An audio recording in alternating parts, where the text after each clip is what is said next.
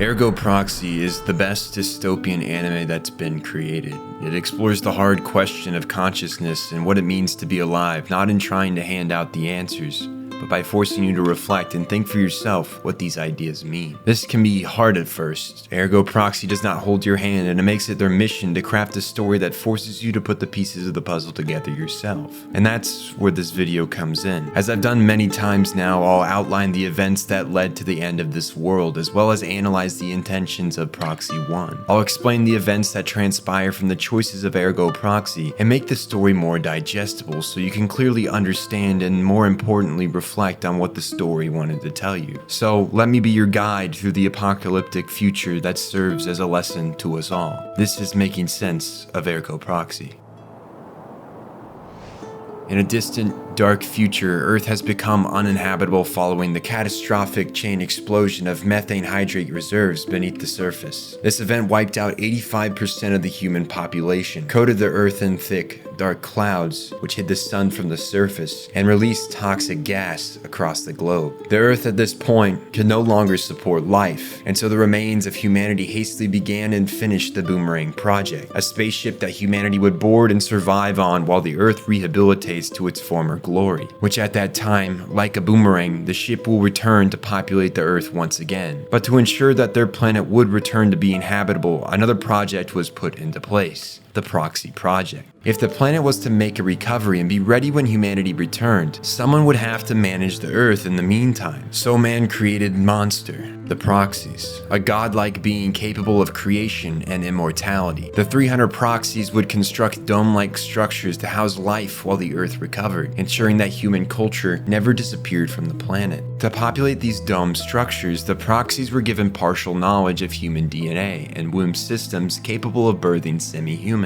In every sense of the word, the Proxies became the god and creators of these artificial humans. Along with the pseudo-humans, Proxies created mechanical beings, auto-revs that would serve these humans, devoid of their own free will. Each auto-rev is created for a distinct purpose and told that purpose upon creation. This isn't very different from the process with the artificial humans, each birth from the womb created for a distinct task within the dome. Given the size of these domes, no creature within could lack purpose. The Proxy Project acted as a placeholder of life on Earth, but also doubled as a contingency plan if for some reason the boomerang never returned. But that is not our reality. After thousands of years of life bestowed by the Proxies within their dome creations, the Earth reached its rebound point, now once more habitable for life. And so the boomerang began its return trip, meaning that the Proxy Project was no longer needed as a failsafe, and its self-destruction began. The Pulse of the Awakening.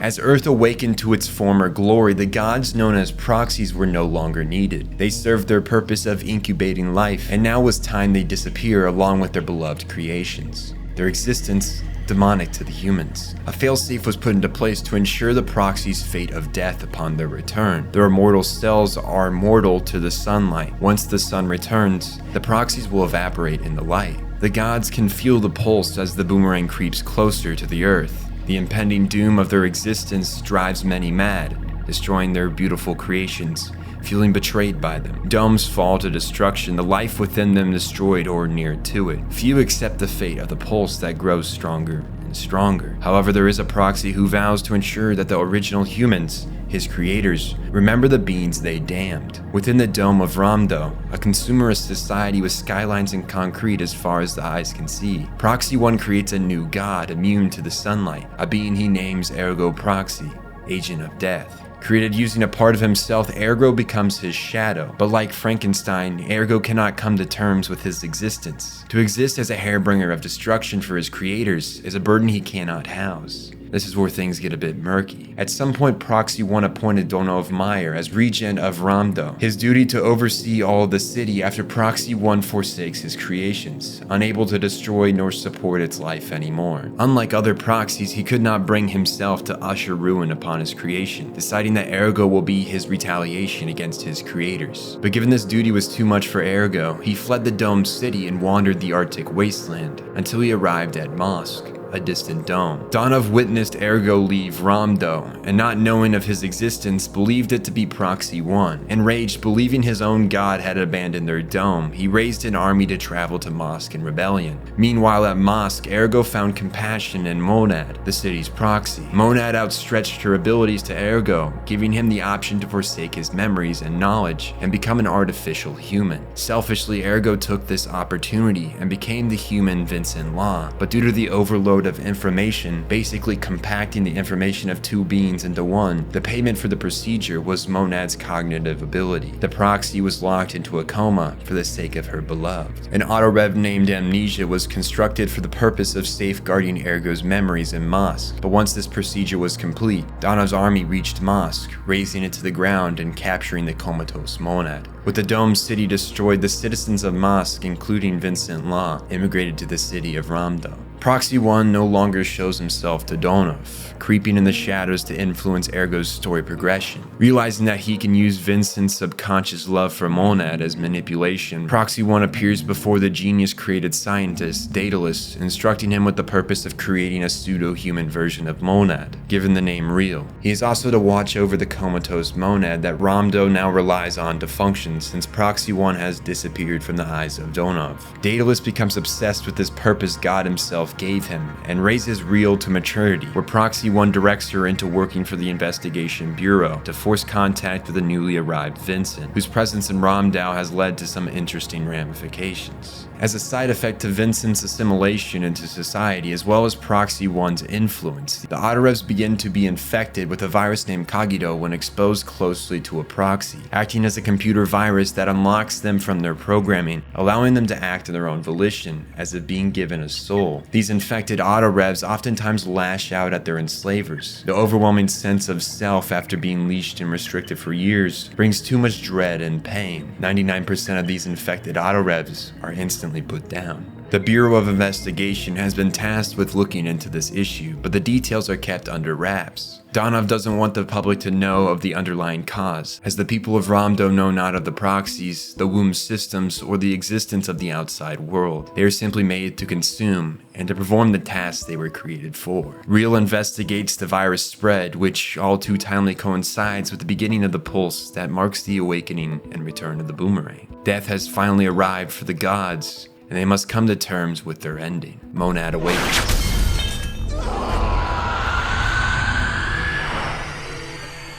The capitalist city of Ramdo prides itself on consumerism. The people of the Dome have no need to think, to question, to understand the bigger picture. Many of them are created for the sole purpose to purchase, and follow the instructions of the Autorev each of them are entrusted with at birth. The escaped Monad remains classified information only the Regent and Daedalus are aware of. Even the knowledge of the Cogito virus is kept within the Security Bureau. The Chief, Raul Creed, covering any evidence the Investigation Bureau stumbles upon. It's obvious the people of Ramdo are a part of an elaborate play, puppeteered by an outside force. Even those we first believed to be pulling the strings are attached to ones themselves.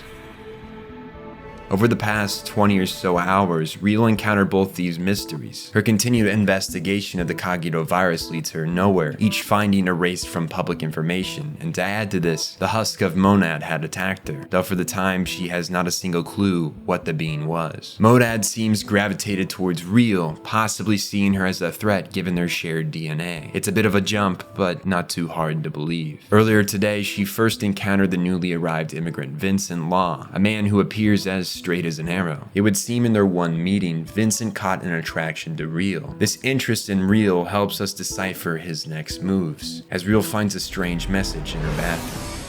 The beginning of the end has arrived. Ergo Proxy makes his first appearance, pressing his fingers on the lips of Real. Tears stream down his face without as much of a word said. It would seem Vincent has locked the identity known as Ergo deep in the recesses of his mind, and the Proxy has been awakened from the subconscious when coming in contact with this girl earlier that day. The tears, a sign of his sadness, seeing the parts of Monad within Real, unable to forgive himself for the pain he caused the Proxy. His grief is interrupted by the husk of Monad shattering through the window. Ergo defends Real from the husk, now recognizing her as Monad. The Proxy's fight takes them out of the apartment and into the sky. Real sinks to the ground, traumatized by the phantom of Ergo.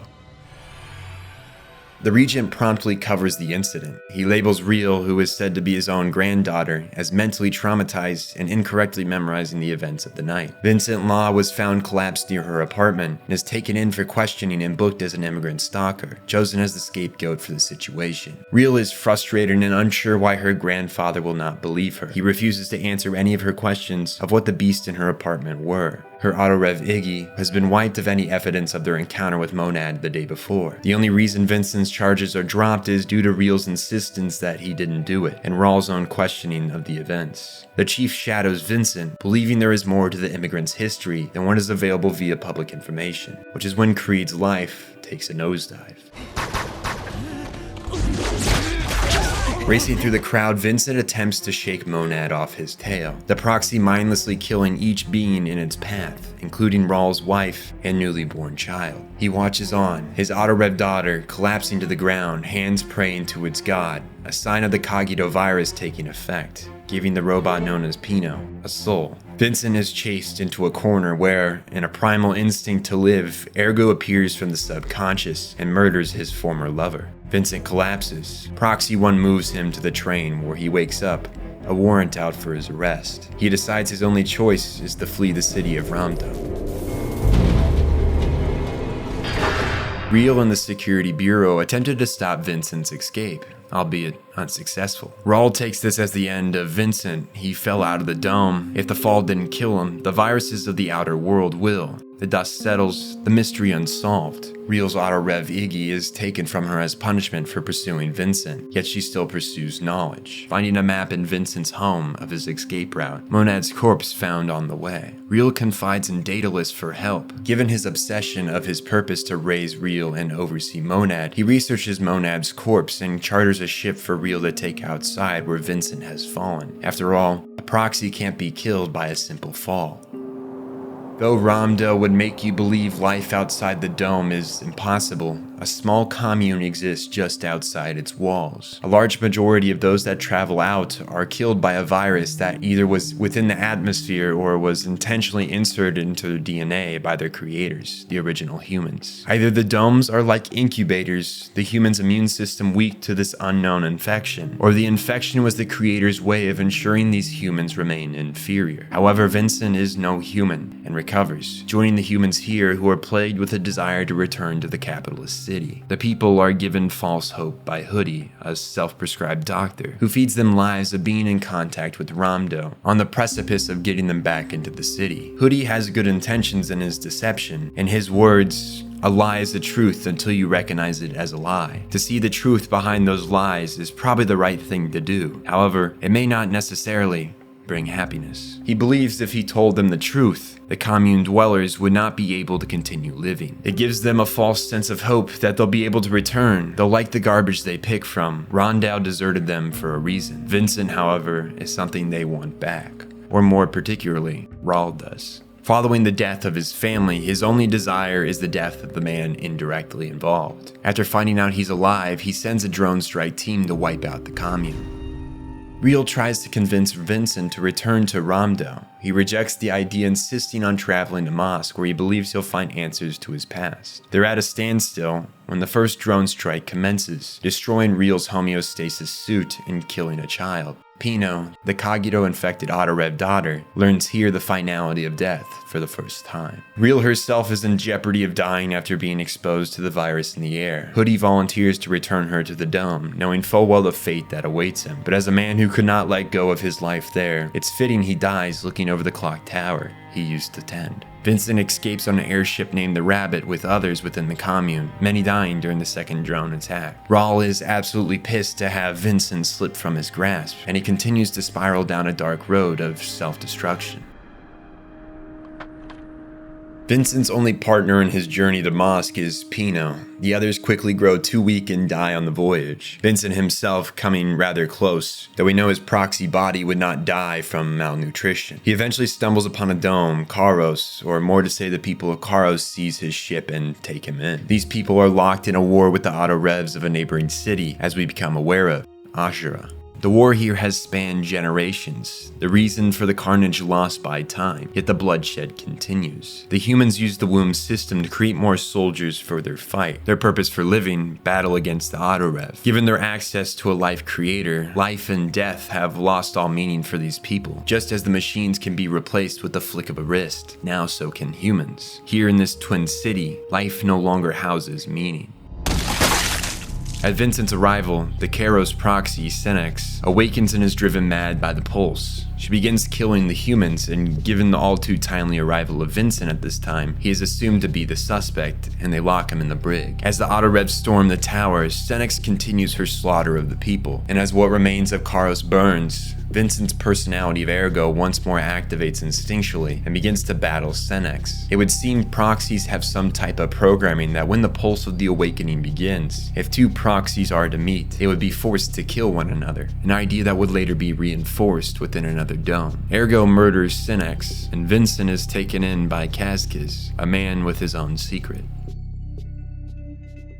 The twin domes Karos and Astra were created by the two proxies as a symbol of their love. The two cities would coexist as Sensei and Proxy Kazkiz went into a slumber until the pulse of awakening when they would renew their vows of love. But the world they awake to was not the same as the one they left. Their cities destroyed one another in a pointless war, leaving nothing but death behind. Sensei must have acted out seeing the destruction and disgust of her creations, killing them to end this nightmare, eventually falling at the hands of Ergo. This means their reunion never came to fruition, and as Kazkiz speaks to his lover's killer, he's enraged. Ergo claims to be a man named Vincent, uninvolved in her murder. Kazkiz calls bullshit, believing Vincent to be hiding from his truth, assaulting the human, forcing him to recognize the truth that he's been hiding from. Vincent's known this whole time, known who he truly is, yet he refused to acknowledge it. We were led to believe the two personalities could not recognize each other, Vincent and Ergo distinct from each other, but while their memories may be held in different cages of his mind, the knowledge of his true identity, the identity as Ergo Proxy, Agent of Death, that is something he always knew. He tried to be a fellow citizen of Ramdau, a normal human, but Ergo was living a lie. He no longer hides from the truth, and begins his journey to understand more. He kills Kazkiz.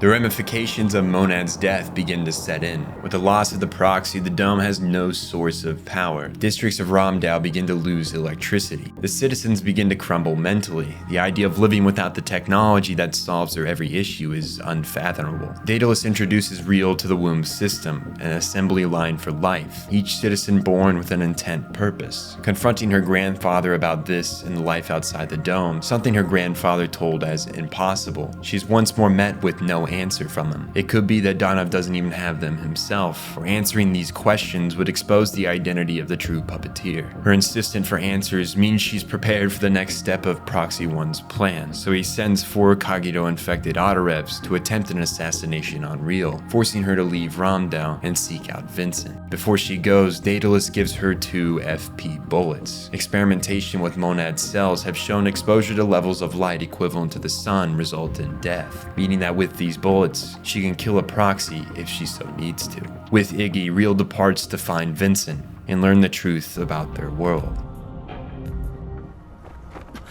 In the midst of Vincent's attempts to reconcile with his existence, Real finds him and decides to join him on the journey rather than killing him after learning his true identity as a proxy. Iggy, however, does not feel the same, and due to being exposed to the Kagito virus, has an outburst of buried emotion. Ignoring Real's demands to return to Ramdau with the corpse of a proxy they killed, Iggy captures Real and plans to kill Vincent before they return to Ramdau. His emotions are a mess. He curses Real for being a stuck-up bitch, ordering him around with no care for what he wanted. It's as if the Autorevs have always had a soul of their own, but it was caged, forced to witness a life they have no control of, to go against their own wills in favor of their master's commands. This ate away at Iggy, and even haunts him now. The purpose of his creation, to protect Real even in this moment, something he cannot forsake, for without purpose he is nothing. And so even though he may hate her, despise the woman she is, the inclination to protect her outweighs all of that dread, and in the end he sacrifices himself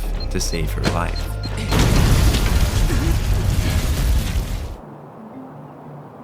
Vincent, Real, and Pino's voyage continues. straying from their goals of Mosk several times. First, a proxy doubler attempts to replace one of them, hoping to find love in being something it's not. When trying to impersonate Real with Vincent, it finds some success until the pulse kicks in, and the proxy killing failsafe is triggered and they must kill one another. The proxy tells Vincent its only wish was to be accepted for its true identity. Alas, it could only be anything but itself, and so it drowned every citizen it created in its dome. The second distraction was a game show dome, which doubles as an info dump we have no need for. And their final trial, a lack of wind for their boat, allowing time for the trio to understand and accept one another's unique personalities. Or better put, time for Real to accept the uniqueness of both Pino and Vincent. She stops separating the three of them based on their different existences, and begins to treat Pino like the child she is, and Vincent the troubled man he is. She realizes that they aren't as different as she's made them out to be, and learns that obsessing over something that she cannot change, the lack of wind in this case, is counterproductive and meaningless. She begins to reflect and enjoy the current moment despite the issue they face, and only then does the wind finally return to push them further on their journey to Mosk, though something unexpected lights their sky.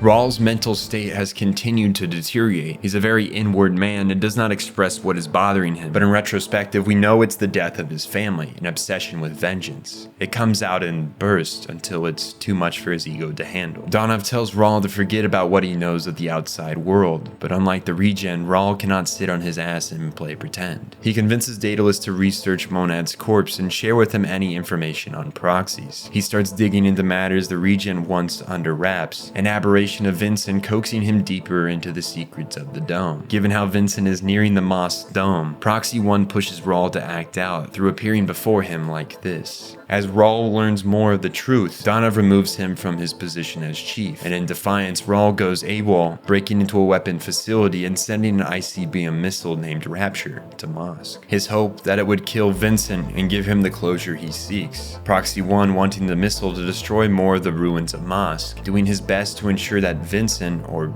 Ergo, is unable to regain all his memories here, believing him to not be ready for the full truth. Rawl's actions are out of line, yet Donov reinstates him as chief, either out of fear of the man's abilities or out of recognition of it. Regardless, Rawl's mental state has not improved with the launch of the nuke. He's fallen in a void of nihilistic thinking. Realizing that the humans of the dome are incomplete and artificial, he believes their lives meaningless, and their deaths foretold in the pulse of the awakening. Their time has passed, and Rawl holds no hope for a future. He simply waits for the end as the dome continues to collapse in the energy crisis. Daedalus stops his revival of the proxy monad, believing there is no need for a god, and instead shifts focus on evolving the humans of the dome to survive in the outer world. Rawl doesn't believe it to be possible, and he would be right, as the original humans intentionally left out the research so they could not surpass them. They damned their own creations to die upon their return. Rawl notices a little girl standing by Daedalus's side, a girl resembling Real. Odd that the womb systems have failed, yet Daedalus somehow created another Real. It could be that he used Monad to create this second.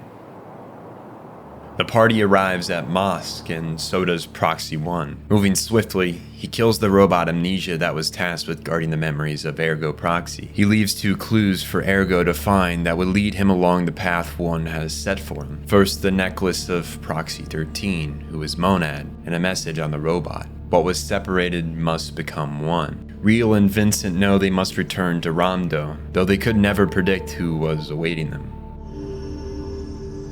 The trip from Mosk back to Ramdo was enough to allow for Ergo's memories to return naturally. Monad's original influence in his mind, that being the separation of Ergo's memories from Vincent, still present, and so the 2 identities' memories still exist separated from each other. It isn't until they near Ramdo that he is forced to confront his splintered mind. The fracture of Monad that acts as a wall between the memories shows itself to Vincent and a psychologist named Swan. In a Black Mirror-esque reality trip, it attempts to get Vincent to kill Real, deeming her a threat to his continued split existence. Vincent refuses to kill her, instead turning the gun to himself, to Ergo. By shooting the proxy, the wall that separates his two identities crumble, and they merge into one self, allowing for all of Ergo's memories to return, though there is one slight mistake in his memories, one that isn't fixed till the climax of Ergo's story. He is under the impression that he is the creator of Ramdell, that he is the original proxy, but that title belongs to the one who has controlled this entire tale. When the rabbit arrives, Ergo, Real, and Pino goes separate ways. Ergo distances himself from the others as he comes to terms with the truth behind the domes, and the fate that awaits the proxies. It's a heavy burden he once ran away from, but one he now dons, refusing to look away. Ramdell is wrapped in chaos. The Cogito virus has infected nearly all Autorev.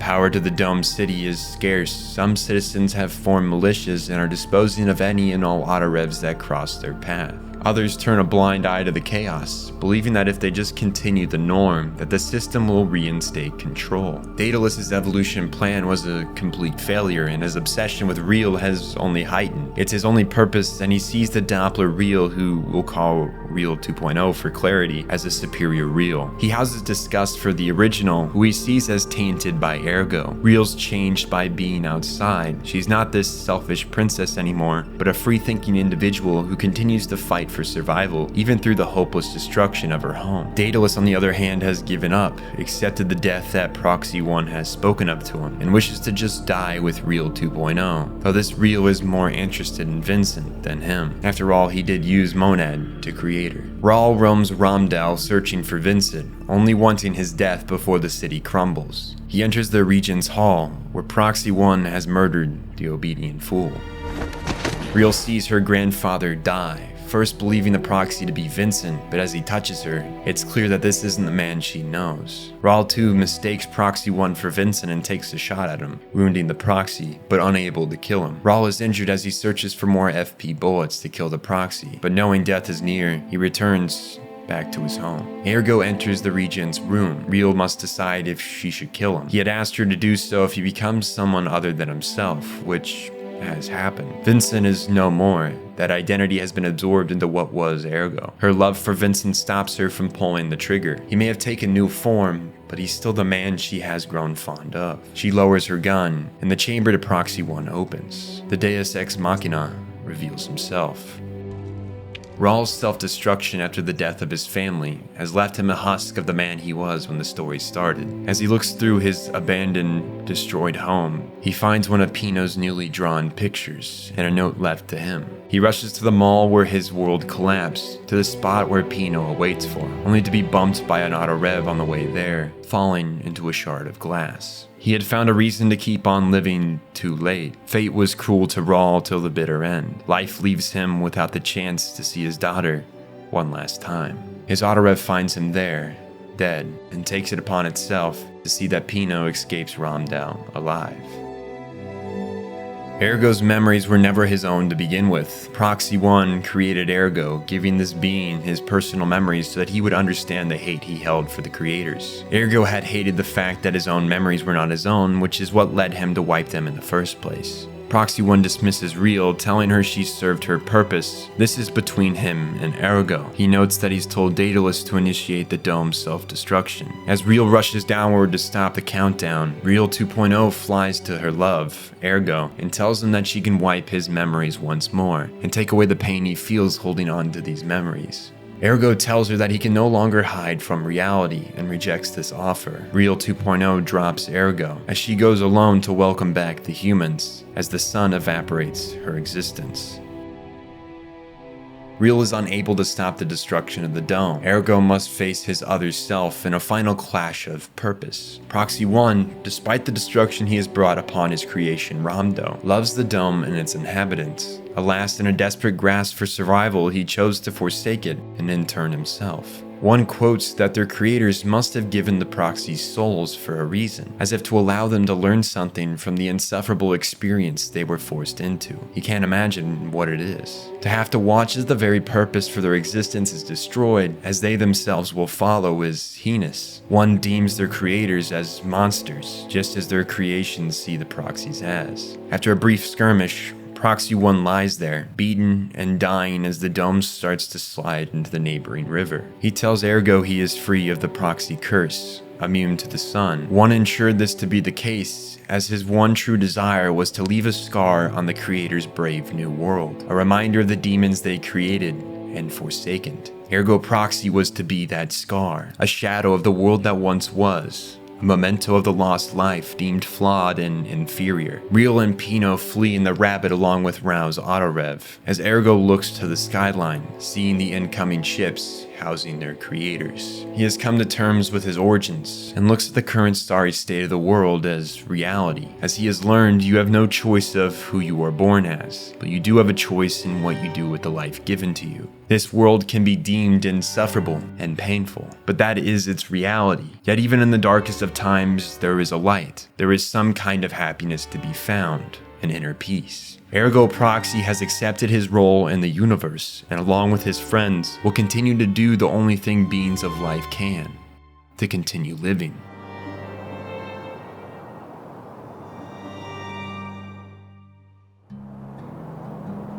Life is rough for nearly everyone who experiences it. Everyone goes through hard times of some sort, some much more than others. It isn't something that's fair. It's unjust, terrifying, and full of regret. But even so, we're all still here, living to the next day, because that's all we can do. The sad moments lead to happy. The hard times lead to good. Your lowest moments can lead to your peaks, and that's precisely why you have to keep living. For if you give up, what was the point in suffering in the first place? Ergo Proxy tackles the hard questions of what it means to be alive by shining the spotlight on characters which are not human, forcing you to question your own idea of what humanity is. We think, therefore we are. The soul is thought to house consciousness, to allow us to analyze our own reality through logic, to actually use and convey our emotions and desires. This experience can be tormenting and jarring, yet no matter how difficult, it is a reality you cannot escape.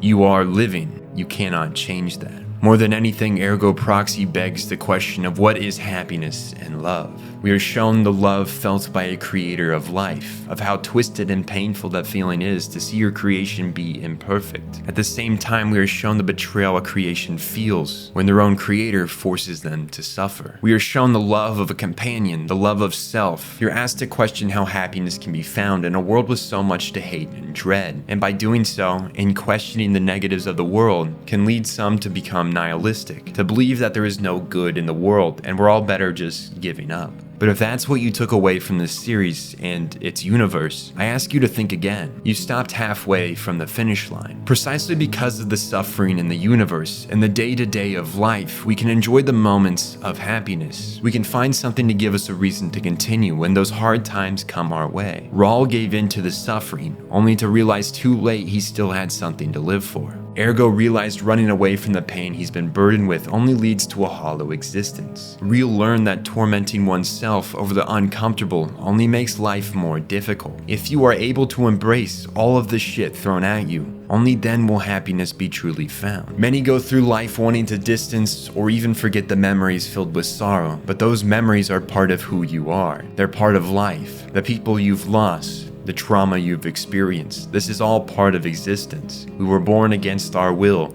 forced to live a life we didn't choose. Yet how you use the life you were given is entirely up to you. With the abilities you were given, the constraints and setbacks assigned to you, who will you become? What kind of person will you be? The answer to those questions lies within. Within you is a reason for being here. Search your soul for the answer and continue on your journey doing the only thing living beings can do: to continue living.